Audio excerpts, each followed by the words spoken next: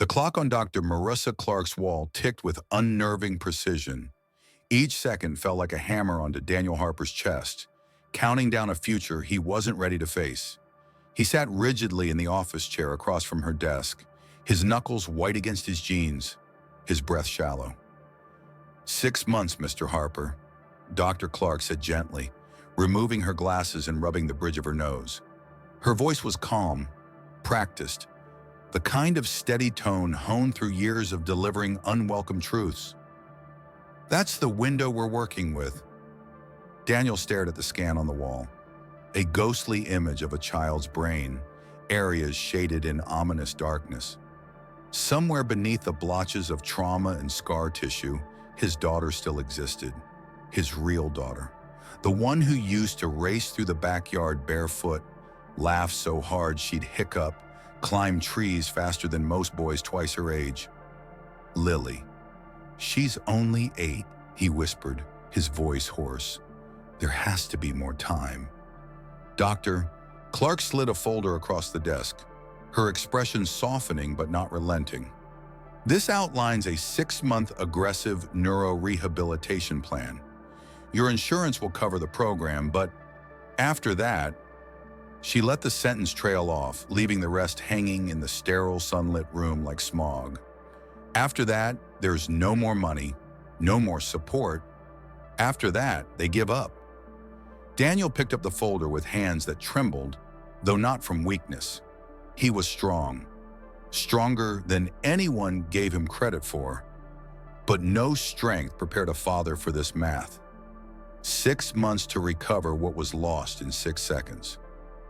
3 months had already passed since the accident. 3 months of blank stares, one-sided conversations, and desperate hope. 3 months since a delivery truck, a driver glancing at his GPS for a second too long, had turned his gymnast daughter into a silent, motionless child. Dr. Clark's voice returned, quieter now. She's shown minimal reflexive responses, but nothing sustained. I just want you to be prepared. Daniel stood slowly, gripping the folder like it might tear in his hands. I'm not giving up, he said simply. Outside the office, the sunlight felt cruel, too bright for a day like this. But the clock had started ticking. 6 months, and it was already running. The front door clicked shut behind Daniel with a soft finality. For a moment, he stood in the entryway of the house, letting silence settle over him like a heavy coat. The hum of medical equipment filled the living room. Steady, mechanical, indifferent. A feeding pump beeped once. The oxygen concentrator sighed. Somewhere, a monitor blinked. This used to be a home. Now it was a ward. The living room had been transformed into a makeshift ICU. Lily's hospital bed sat where the couch used to be. A wheelchair waited nearby, flanked by parallel bars bolted to the floor where the coffee table once stood. Shelves now held medication logs, feeding formulas, gloves, and antiseptics. Not books or framed photos. The scent of bleach clung stubbornly to every surface. Daniel slipped off his shoes and moved quietly toward his daughter. Lily lay motionless in the hospital bed, her head gently cradled by a padded brace, her body impossibly still beneath soft purple sheets dotted with tiny gymnasts, a remnant from her old room. Her blonde hair had lost its bounce, now lying flat against the pillow. Someone, probably Joanne, the home nurse, had braided it neatly that morning. Her hands, once calloused from bars and uneven beams, rested limply at her sides, their fingers curled in on themselves, as if hiding. Daniel pulled a chair close and sat down beside her, reaching for her hand. It was warm, pliant, alive, but she gave no response. "Hey, Lily Bean," he said softly, using the nickname Julia had given her. "It's Dad. I'm back." No blink, no flicker. Oh, just the quiet rhythm of breath, sustained by habit more than will. He kept talking anyway. It had become his ritual, narrating their day to a child who no longer answered, describing sunsets, news from work, funny memories, anything to fill the hollow silence. Dr. Clark says we've got 6 months. That's not a lot of time, but it's more than none, right? He smiled faintly, though no one smiled back. 3 months ago, it had been raining. Lily had a practice session for the state gymnastics qualifier. Daniel had been stuck in a Zoom meeting. He remembered telling her, "Take the city shuttle, sweetie. I'll pick you up after." Her yellow hoodie, her pink gym bag. The last time he saw her walking out the door, she'd turned back and said, "Don't forget to record my routine tonight." He hadn't.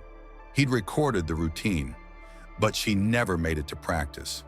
Now that video sat unopened on his laptop, and the girl in the frame, bright, strong, unstoppable, was a ghost. Daniel looked at Lily's face and squeezed her hand gently. "We're not done yet," he whispered. "You hear me? We are not done." In response, the monitor blinked, just once, then silence again. The knock came just as Daniel was measuring out Lily's evening meds. 3 soft taps, a pause, then one more. He opened the door to find Ellen Baker standing on the porch, her silver hair neatly pinned, one hand resting on a carved wooden cane, the other holding a brown paper bag. "Thought you might be too busy to eat," she said matter-of-factly. "Brought you dinner, chicken and Swiss on rye." Daniel blinked. "Ellen, you didn't have to." "I know," she cut in, stepping past him before he could finish. "That's why I did." She moved slowly but with purpose, like someone who had long ago accepted pain as a companion. She set the sandwich on the kitchen counter and turned to study the room. "It's worse than I imagined," she said quietly, eyes landing on the hospital bed in the living room. "But you've kept it clean. That matters." Daniel exhaled, sagging into a chair. "She needs more than I can give her," he admitted, the words escaping like air from a leaking tire. Ellen turned, her faded blue eyes locking onto his. "Maybe what she needs isn't something medical at all." Daniel almost laughed, but couldn't quite. "She needs a miracle." "Miracles," Ellen said, lowering herself into a chair with the slow precision of age, "often look like ordinary things. My Harold couldn't speak for 6 months after his stroke. Not a word. Then one day our old hound curled up beside him and wouldn't leave. That night Harold looked down and said, 'Good dog,' clear as a bell." Daniel said nothing. Ellen leaned closer. "Sometimes the heart finds a way when the brain can't." He wanted to believe her. He really did. But Lily wasn't just silent. She was frozen, locked in a body that had betrayed her. A gymnast now unable to lift her own hand. "I should get back to her," Daniel said, standing. Ellen nodded. "Of course." She rose slowly, then paused at the door. "The community center's hosting an adoption event this weekend. Dogs, cats, all kinds. Sometimes the right companion finds you when you're not looking." Daniel smiled politely. But inside, he thought, the last thing we need is another living thing to take care of. Still, as the door closed behind her, he noticed something he hadn't before, the soft scent of home-baked bread. And for the first time in weeks, something in him eased. Daniel had nearly talked himself out of going. It was a Saturday morning, sunny but brisk. Lily was bundled in a fleece blanket in her wheelchair, her expression blank as ever. Daniel checked her feeding bag, adjusted the brace behind her neck, and hesitated by the front door.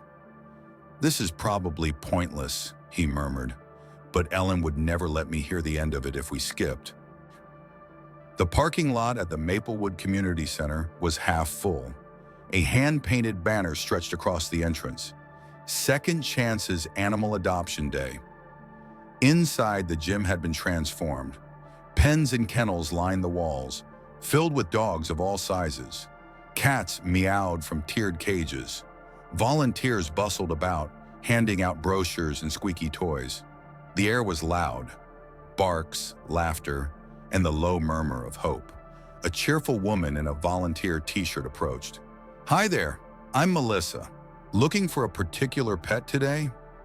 "Just looking," Daniel said, wheeling Lily forward. "Someone said animal interaction might help. My daughter." Melissa's smile softened as she glanced at Lily. "Of course, we've got some therapy-ready animals you can meet." They tried. Lily showed no response to the rabbit that nuzzled her fingers. No flicker of interest at the purring gray cat curled in her lap. Not even the tiny dachshund in a bow tie who licked her unmoving hand stirred a reaction. Daniel sighed. "Thanks, but I think we've—" A deep bark echoed from the far corner. Daniel turned. Separate from the other dogs was a large German shepherd, sitting perfectly still behind a tall pen gate. His fur was thick, dark with silver flecks. One ear stood alert, while the other had a small tear. But it was his eyes, sharp amber, unblinking, that froze Daniel mid-step. "Who's that?" he asked. Melissa hesitated. "That's Max. He's not really available for families like yours." "Why not?" "He's a retired military working dog. Served in Iraq. His handler was killed in action. Max was injured and reassigned, but he's different. Needs a lot of structure. We've been trying to place him with a veteran."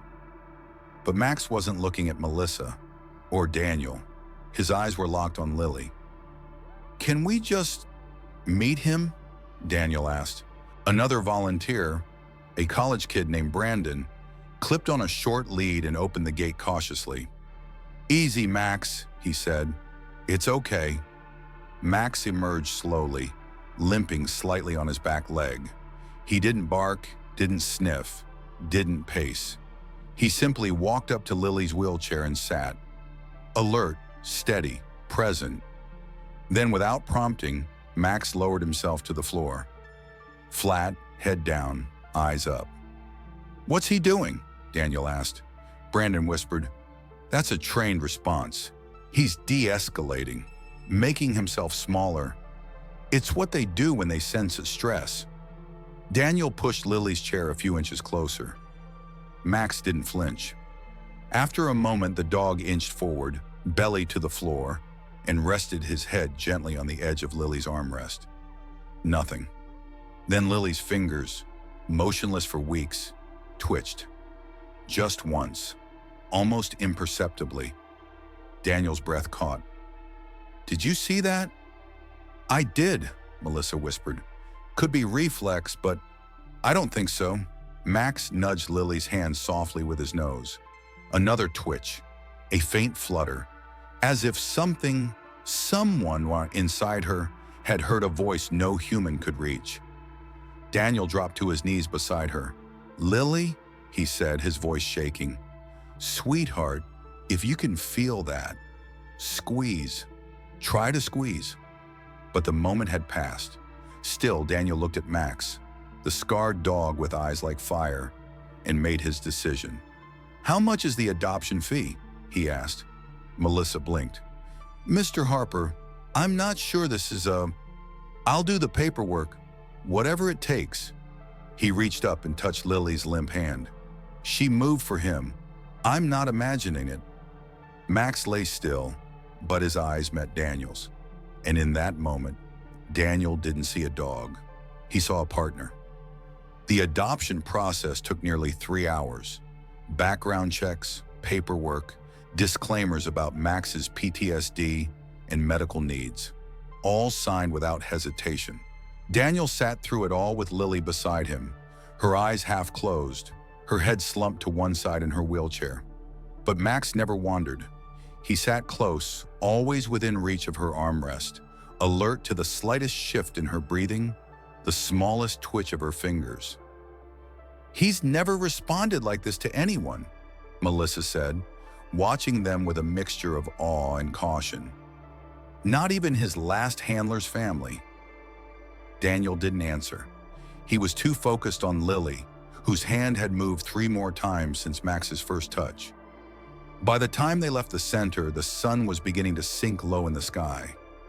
Max rode quietly in the back seat of Daniel's SUV, his amber eyes fixed forward, posture still and calm. Lily, strapped in beside him, didn't react.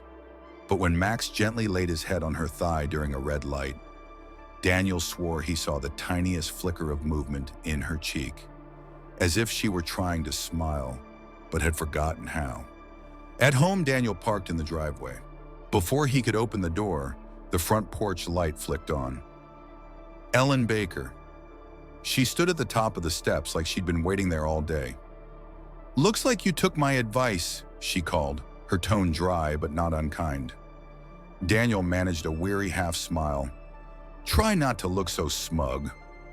Ellen descended carefully, eyeing Max as he emerged from the car.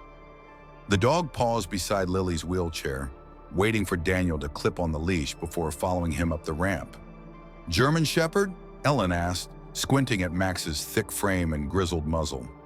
"Retired military," Daniel replied. "Lost his handler overseas. They say he's not suitable for families." Ellen snorted. "Dogs pick their people, not the other way around." Inside, Daniel showed Max around the house, uncertain how the dog would react to the tangle of medical equipment, the constant beeping, the sterile smells of alcohol wipes and latex gloves. But Max never hesitated. He sniffed, inspected, then returned to Lily's side and lay down at her feet. That night, Daniel didn't sleep. Instead, he moved the recliner beside Lily's bed and sat watching the two of them. Max hadn't left her side in hours. Occasionally, the dog would lift his head to check her face, then settle back into place. Daniel whispered into the darkness, "I don't know what you are, Max, but if you can reach her where we can't, then welcome home." Outside the window, Ellen tended her garden in the moonlight. Kneeling beside her roses, she glanced up once and gave the faintest nod, as if she knew something had shifted, as if the real work was only just beginning. It started with her eyes. 3 days after Max came home, Daniel was kneeling beside Lily's bed, helping the nurse with her morning stretch routine, when Jessica, Lily's physical therapist, gasped softly. "Wait," she said. "Did you see that?" Daniel turned to where Jessica was pointing. Max had just walked past the bed, his paws clicking softly on the hardwood floor. Lily's eyes, normally glassy and unfocused, had tracked his movement, just for a moment, but unmistakably. "That's the third time today," Jessica said, her voice barely above a whisper. "We're getting consistent visual tracking." Daniel's heart clenched. He leaned in close to his daughter. "Lily, can you see Max? Can you follow him with your eyes?" Nothing. No blink, no sound. But the next morning, when Daniel turned on her favorite playlist from before the accident, the one she used to stretch to before practice, something even more impossible happened. As the familiar chords of a gymnastics floor routine began to play, Lily's hand twitched. Then again, she moved her index finger, almost like she was trying to tap along to the beat. Max, lying at her feet, lifted his head and let out a single quiet chuff, as if in agreement. Later that afternoon, during another therapy session, Lily did it again. This time, she followed a small red ball Jessica was holding. Then when Max nosed it gently toward her lap, she moved her hand, not a reflex, not a spasm, but a purposeful, trembling reach. Daniel couldn't speak. His hands trembled as he brought them to his mouth. "She's responding," Jessica confirmed, tears in her eyes. "She's really responding." But progress was fragile, fleeting. Dr. Marissa Clark remained cautiously skeptical. During her weekly check-in, she reviewed Lily's records and listened politely to Daniel's excited recounting of every twitch, every glance, every barely there smile. "I understand your optimism," she said gently, "but these could still be incidental, reflexive." "She's trying," Daniel insisted. "She knows Max is here. She reacts when he comes into the room." Dr. Clark sighed. "It's promising, but it's not yet measurable progress by insurance standards." That word again, measurable, as if healing could only be real if it came with charts and percentages. Later that week, Daniel woke to the sound of barking. He ran from the bedroom, heart racing, and found Max at Lily's bedside, barking sharply, pacing in place. Daniel rushed forward and saw the issue instantly. Lily's feeding tube had disconnected in the night. A puddle of formula soaked her sheets. Her monitor had remained silent. Max somehow had known. Once the tube was reconnected and Lily's vitals were checked, stable, thankfully, Daniel sank into the armchair, shaking. "You caught it," he whispered to Max, who had already resumed his place at Lily's side, calm once more. "You saw what the machines didn't." That night, Daniel didn't try to sleep. Instead, he pulled out the folder Dr. Clark had given him, the one that listed their remaining days of covered therapy. 57 days left. But for the first time, he wasn't counting down. He was counting up, from finger twitches to eye tracking, to the moment Lily might speak, or smile, or come back. It happened on a Thursday. Lily had been doing better, as well as anyone dared to say aloud. She was tracking movement with her eyes. Her fingers were moving more purposefully.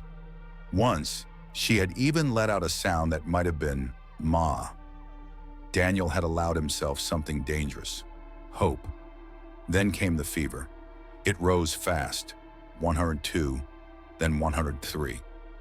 By the time the home nurse checked her lungs, Lily's breathing had become shallow, her oxygen levels dipping.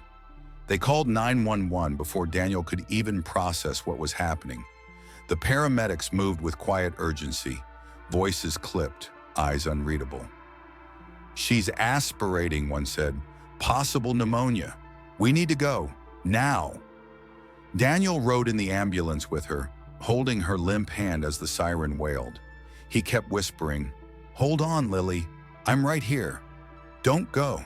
Don't you go." The emergency room was sterile and chaotic all at once. Beeping machines, fluorescent lights, antiseptic sharp in the air. Nurses moved around Lily like a choreographed dance. Daniel was left by the curtain, clutching her blanket, helpless. Dr. Clark arrived 2 hours later. "She's stable," she said, her voice heavy. "But it's pneumonia, Daniel, likely caused by fluid from her feeding tube entering her lungs." Daniel sat down hard. "Is she going to lose all the progress she's made?" Dr. Clark hesitated. "Right now, we just need to get her through the infection. We're treating her aggressively, but in her condition, it's a serious setback." A serious setback. The words rang in his skull like a bell tolling. By the time Daniel returned home that night, alone, the house felt colder, emptier. Max waited at the front door, pacing as soon as Daniel stepped in. He looked around, searching for Lily, ears perked, tail still. "She's not here," Daniel said, voice cracking. "She's in the hospital." Max let out a long, low whine and walked straight to Lily's bed, still unmade, sniffing the sheets, then circling. After a moment, he disappeared beneath the bed and emerged with Lily's purple gymnastics headband in his mouth. He brought it to Daniel and dropped it in his lap. That simple gesture broke him. Daniel buried his face in his hands and sobbed. Big, raw sobs that shook his whole body. Max leaned into him, resting his weight silently against Daniel's knee, a steady presence in the storm. Later that night, Daniel sat in Lily's empty room, the headband clenched in his hand, the hospital's number saved on speed dial, the insurance paperwork on the kitchen table unopened. He looked at Max and said quietly, "She fought her way back once, but I don't know if she has it in her again." Max said nothing, but he didn't leave his side. The casserole arrived before sunrise. Daniel hadn't asked for anything, hadn't called anyone, but somehow Ellen Baker knew. She stood at his door in her raincoat, holding a steaming dish covered in foil like a declaration of war against despair. "Eat first," she said, brushing past him into the kitchen. "Then we talk." Daniel didn't argue. He hadn't eaten since the hospital. Ellen poured him coffee like she belonged there, which at this point she did. "She's holding on," he finally said between bites. But they say the spark's gone, that even if Lily survives, the light might not come back. Ellen didn't flinch. Doctors know medicine. They don't know Lily. Daniel exhaled sharply. Insurance reevaluation is in 3 weeks. If she's not showing measurable progress, they'll cut her therapy. The best case scenario is long-term care, a facility, a place to wait for the end, Ellen said bluntly. And we're not doing that. Daniel blinked. Ellen, she held up a hand. You've carried this alone for too long. It ends today. As if on cue, the doorbell rang. Standing there was Jessica, Lily's physical therapist, out of uniform but resolute. She walked in without waiting to be invited. Ellen said you'd need help reorganizing the house. For when Lily comes home, she said, setting down a backpack full of therapy bands and supplies. I've got the morning free. Daniel was stunned. Wait, what? How did you? Another knock, then another. Then the front door opened and Kelly from the animal shelter stepped inside with a bag of dog supplies and a mobility harness for Max. Brought the vest, she said cheerfully. Max is already doing half the job of a therapy dog. Might as well look the part. More people arrived. Lily's old gymnastics coach with a whiteboard full of rehab ideas, a neighbor with a toolbox offering to build grab rails in the bathroom, and even Alan, Daniel's boss, awkwardly handing over a company laptop preloaded with design software. Take on small projects from home, Alan said. No pressure, just let us help you stay afloat. Daniel could only stand in the middle of it all, this sudden flood of kindness, and feel the weight of isolation begin to lift. Max trotted between guests, tail swaying gently, pausing only to sit beside Lily's hospital bed as if waiting for her return. Ellen, leaning against the doorframe, surveyed the controlled chaos with pride. Told you, Daniel, she said, voice softer now. Sometimes people just need to be invited in. He looked at her overwhelmed. Why are you all doing this? Because she's not just your daughter anymore, Ellen replied. She's ours. That night, after everyone had gone and the kitchen was full of donated meals, Daniel sat on the floor beside Max, resting a hand on the dog's neck. She's got 3 weeks, he whispered. Max didn't move, didn't need to. They both understood. That clock was still ticking, but now they weren't counting the seconds alone. They wheeled Lily through the front door on a cloudy Tuesday morning. The sky hung low and gray, but inside the Harper home, the atmosphere felt charged, not with dread, but with something quieter, sturdier, readiness. Jessica was there, adjusting the new therapy bars that had been bolted into the floor near the living room window.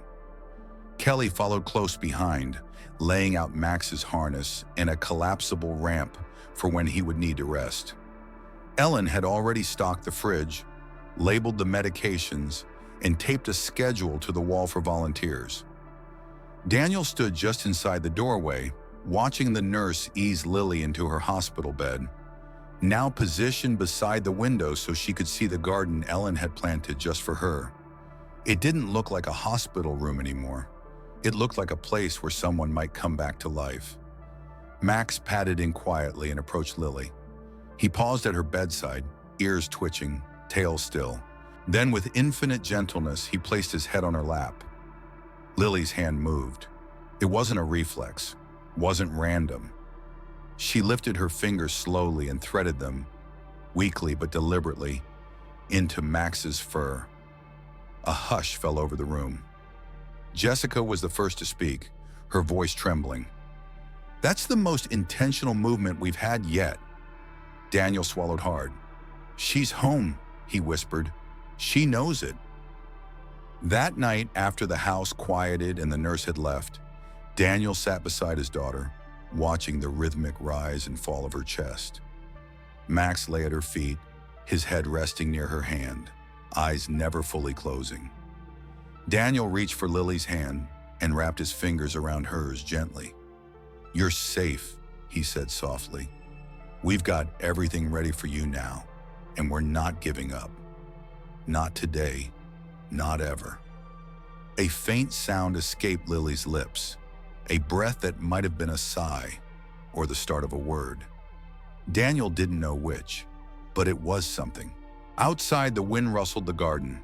Ellen's wind chimes whispered softly on the porch. Inside, Hope, not loud, not flashy, but patient and stubborn, curled up beside them like a loyal dog who refused to leave. It began with a circle, a slow, clumsy motion. Lily's finger drawing a loop in the air. Jessica was mid-therapy session, holding a small rubber ball just out of reach when the movement caught her eye. She paused, brow furrowed. Daniel, did she just... Daniel leaned in. Lily, can you do that again? Another circle, slower this time, but deliberate. She's signaling something, Jessica said, her voice rising. What is it, sweetie? What are you trying to say? Then Max stood up from his post beside the wheelchair, ears perked, and Lily's finger looped again. A memory struck Daniel so suddenly it nearly stole his breath. Lily twirling in the living room, arms out, giggling, saying, "Watch my spin, Daddy." Her ponytail whipping in the air as she landed unevenly and collapsed in laughter. He looked at Max. Lily, he said slowly, choking on the thought, are you asking Max to dance? Jessica blinked, stunned. She used to do dance-based physical therapy, right? She was a gymnast, Daniel whispered. Max took a cautious step forward, then another, and then, as if he understood, not just the command, but the memory behind it, Max spun in a slow, awkward circle. Lily laughed. It was small, halting, rough, but real. Jessica gasped, hands flying to her mouth. That was a laugh, a genuine laugh. Daniel dropped to his knees beside the wheelchair, tears welling in his eyes. Lily Bean, he whispered. You remember, don't you? Her hand twitched again, then slowly lifted. Not far, just enough to reach Max's neck and rest her palm against his fur. Max spun again, this time more eagerly. He let out a low, contented bark, not loud but bright like sunshine cutting through cloud. Lily laughed again, 2 full breaths this time. Her whole body trembled from the effort, but she didn't stop. In the doorway, Ellen stood silently with a casserole in hand, frozen mid-step. Her eyes were glassy. She didn't speak. She didn't need to. The living room, once filled with machines and monitors, now echoed with something stronger. Joy. Max completed a final clumsy twirl and rested his head against Lily's knee. Jessica exhaled shakily. I think, we're not measuring recovery correctly. Daniel turned to Lily. You want Max to dance with you again tomorrow? Her lips parted, and a word emerged. Dance. Raspy, barely audible, but it shattered every silence that had held them hostage. Daniel laughed, full, tearful, overwhelmed. They hadn't just brought Lily home. They'd brought her back. The letter arrived on a Monday. Plain white envelope, government logo in the corner, no return address. Daniel didn't open it right away. He already knew what it would say. Still, he sat at the kitchen table. Max curled at his feet and unfolded the single sheet of paper with steady hands. His eyes scanned the typewritten words. Clinical, efficient, final. Based on the most recent evaluation, continued neurorehabilitative coverage will be discontinued effective immediately. No further appeals will be granted. No apology, no acknowledgement of progress, just numbers, metrics, boxes unchecked. Daniel exhaled slowly and folded the letter in half. Then he looked at Max. I guess they gave up, he said quietly. But we didn't, did we? Max didn't move, just watched him with steady eyes, ears relaxed, heart full. Across the room, Lily was in her chair by the window, her hand resting on the armrest. Jessica was working with her, guiding her through gentle stretches. And Lily, for the 3rd day in a row, had whispered a word during therapy. Not just dance this time. She'd said again. She wanted to try again. Daniel stood and walked over to her. "Hey, Bean," he said softly, crouching down. "You feel like giving them one more show? Max is ready." Lily blinked slowly, then lifted her fingers, drawing a shaky circle in the air. Jessica smiled. "That's a yes." Outside, Ellen was setting up another folding chair by the garden. She saw Daniel through the window and gave him a small, knowing nod. He nodded back. The insurance company had made their final verdict, but so had he. They didn't need charts or signatures or permission to believe in something bigger than paperwork. They had movement, they had laughter, they had Max, and most importantly, they had each other. That should have been enough. And maybe for once it was. Because on that quiet morning, everything felt alive again. The morning light spilled through the window like honey, soft and golden. It touched everything gently. The corners of the living room, the leaves outside swaying in a lazy breeze, the frame of Lily's wheelchair by the window, and Lily herself. She was sitting upright today, her neck brace loosened, her arms draped lightly over the armrests, her head tilted slightly toward the light, eyes open, not just seeing, noticing. Max lay curled beside her, his large body still, but not asleep. He was watching her the way he always did, patiently, protectively, like she was the center of a world he'd sworn to guard. Daniel stood in the doorway, coffee in hand, just watching.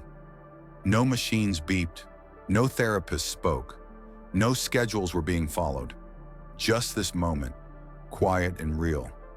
Ellen arrived a little after 8, holding a folded blanket and a mason jar of soup. She moved slower these days, her joints stiff from years of service and grief that never quite went away. But her presence, like Max's, had become part of the house, of the rhythm, of the healing. "She looks stronger," Ellen said, setting the jar on the counter. Daniel nodded. "She's asking for things now, simple things, music, to sit by the window. She smiled at Max this morning." Ellen smiled. He didn't just come to help her. He came to finish what her heart started. "I do," Daniel said quietly. "I think he found her before I did." They both turned toward the window. Lily raised her finger slightly and Max responded at once, lifting his head and pressing his nose into her palm. She didn't flinch. She didn't freeze. She responded. Daniel crossed the room and knelt beside her. "Hey, Bean," he said softly, brushing a strand of hair from her face. "You want to hear your music?" Her eyes shifted, unmistakably toward the old speaker in the corner. Daniel grinned. "Coming right up." He pressed play. A soft piano melody filled the room, one she used to dance to in socks on the hardwood floor. Max's ears twitched.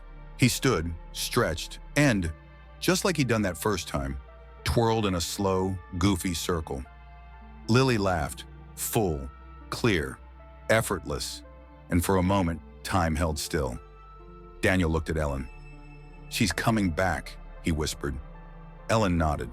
Piece by piece, he turned back to his daughter, not recovered, not finished, but healing, and that was enough. For now, that was everything.